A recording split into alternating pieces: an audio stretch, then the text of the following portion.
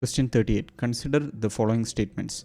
Once the central government notifies an area as a community reserve, in this, the chief wildlife warden of the state becomes the governing authority of such forest.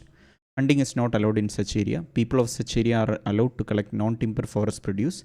People of such area are allowed traditional agriculture practices. How many of the above statements are correct? So I couldn't get a news article from Hindu for this question, but I saw a good article which covers all these points from Down to Earth.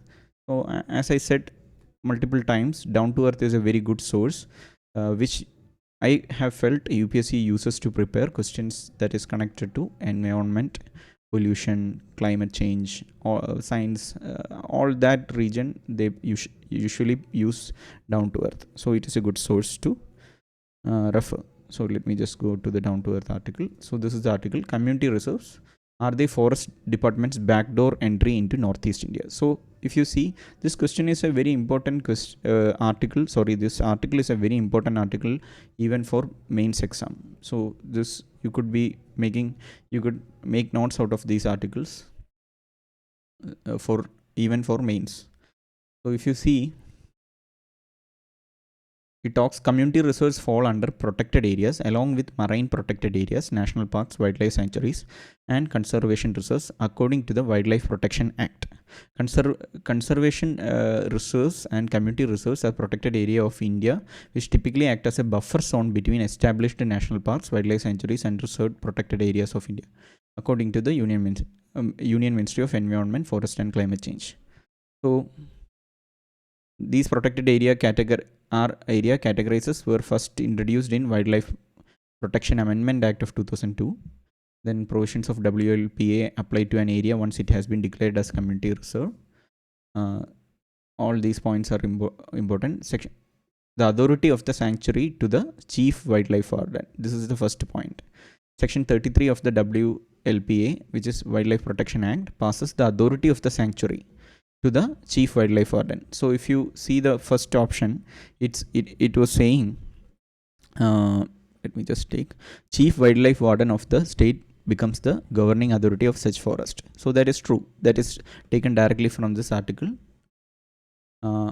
It says, as you can see, the authority of sanctuary to the chief wildlife warden. Then there were hardly any community reserves. Let me just pick up the important points only.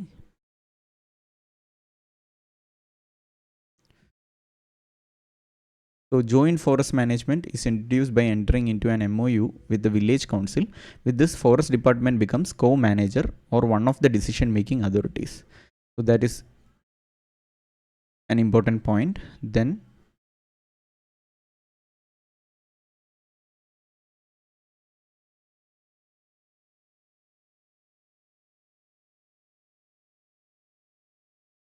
so one important aspect is village council members who sign the MOUs with the forest department are mostly illiterate and do not understand what they are getting into. That is an important point in this issue.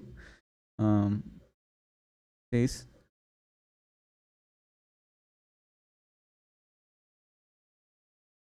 after a forest has been made into a community reserve, people cannot hunt there, nor can they use it for agriculture practice, leave alone Zoom cultivation. Zoom cultivation is like clearing an area, cultivating it, and leaving it and moving on to the next area. That kind of cultivation. Slash and burn cultivation. There are many words for Zoom cultivation. Just shifting cultivation farming techniques that is practiced in certain part of Northeast India. So shifting cultivation means cultivating an area and then moving on to new area, like that. So anyway, it says people cannot hunt there, nor can they use it for agriculture practice, leave alone Zoom cultivation. So that is an important point. In the question, it was saying hunting is not allowed in such area. That is true. People of such area are allowed to collect non-timber forest produce is a one option that we have to check. 4, people of such areas are allowed to allow traditional agriculture practices also wrong. So this fourth option is wrong. 3, let me just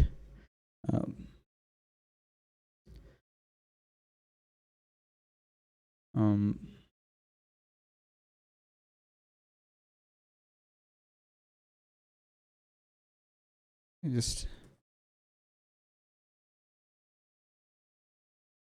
so that is not mentioned in this article, I guess, but the chances are, I haven't verified it, but I think the chances are the statement 3 is true. People of such areas are allowed to collect non-timber forest produce may be true. Again, especially it is mentioned non-timber forest produce, so it is small stuff forest produce they can collect, I feel. So I have to verify it, but if you ask me, first first is true, two is true, 4 is false, and 3 is true. So these I got from this article only. So you should remember, you will be learning about community reserve, protect wildlife, what is allowed in wildlife park, what is allowed in national park, what is allowed in community reserve, protected other and other protected areas in the static portion of the environment itself. So even if you miss out this article, if you are a serious aspirant, you must go through all those details. So that is one thing. What is allowed in wildlife park, what is allowed in all these protected areas.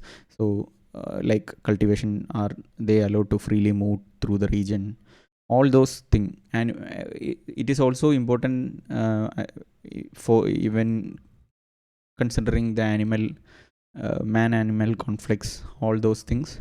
We need to see what is allowed for what is allowed in restricted and protected areas.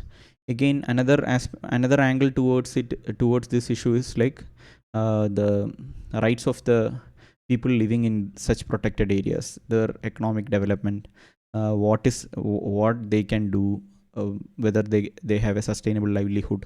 All that issues are also connected to this whole area, like domain. So you should be aware of all that information. So that is question 38. Anyway, let's move to the next question.